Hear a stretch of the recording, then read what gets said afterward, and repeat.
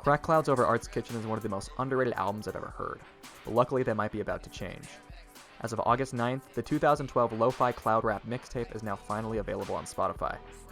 This change came as a shock to me, as I've been planning this video since before the release of my last Top 100 Albums video, and to my knowledge this mixtape has never been in a mainstream streaming service at any point since its release. I first stumbled upon this album during the recording process of my last video, where I read a Rate Your Music list which heaped impressive amounts of praise on an underground mixtape entitled Crack Clouds Over Art's Kitchen by an artist named Kray. Upon looking into this project, I discovered a lot of interesting details about the context surrounding it.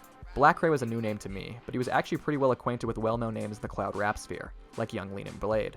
Ironically, this connection places him only 1 degree of separation from some of the biggest rappers in the world, but that's besides the point. Since releasing Clouds, Kray has found a record label and released some more albums which has built him a decent underground fanbase. While this notoriety likely shined light on Clouds, it still only sees discussions in certain online communities which adore the mixtape.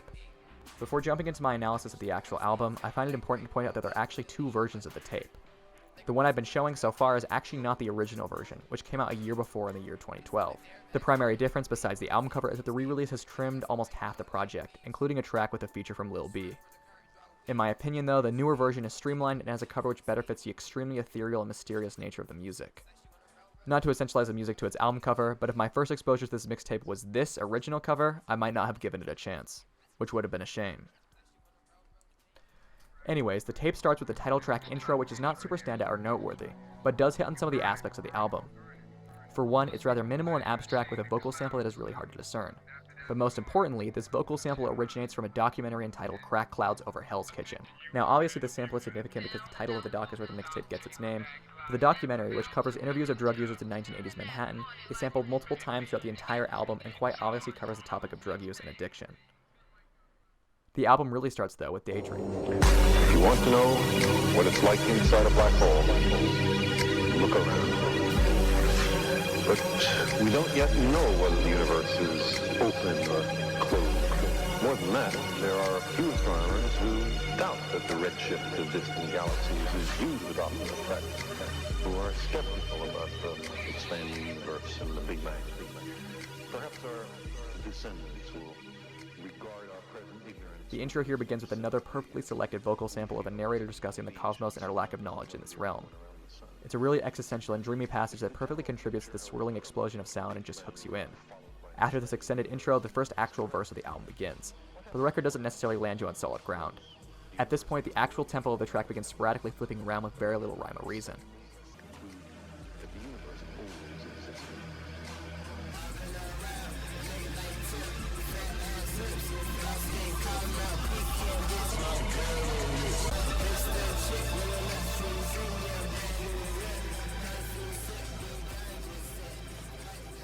The disorientation this creates completely explodes beyond any reasonable doubt, but for whatever reason things are still somehow working. It's an act of complete surreal absurdity, but it's surprisingly beautiful to experience. The next 2 tracks are great too, but they're somewhat more straightforward rap songs. They're also the first time you can really appreciate the actual rapping Kray does on this tape.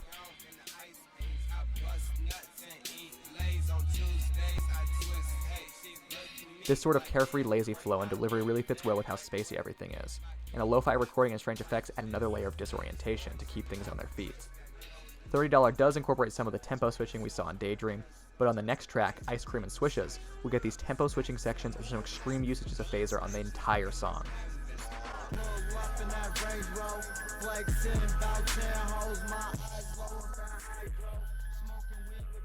When I say the entire song, I literally mean everything too. It's not just the sample or the vocals or the drums, but the entire song is wrapped up in the swirling phaser before being dropped down into more impromptu tempo slowings. The next track, whose title I'll avoid saying out loud, has this super processed distorted vocal hook from Kray that's surprisingly earwormy despite how harsh and messed up it kind of is.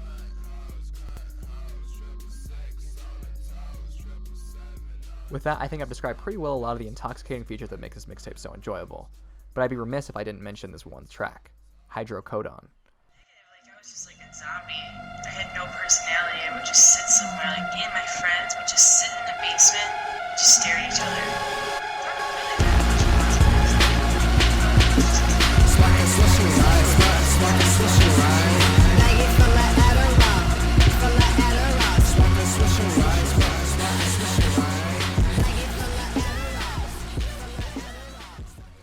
Hydrocodone is the fan favorite track off the mixtape.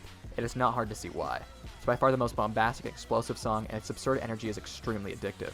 It's probably the best summation of all the most absurd elements of the album coming together into a perfect concoction. Like everything else here though, it surprisingly works, even when it feels like it really shouldn't.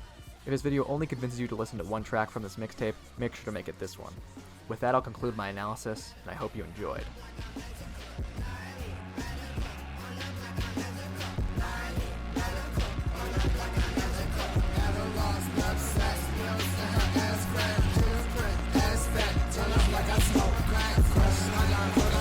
Serious, got figures in the park.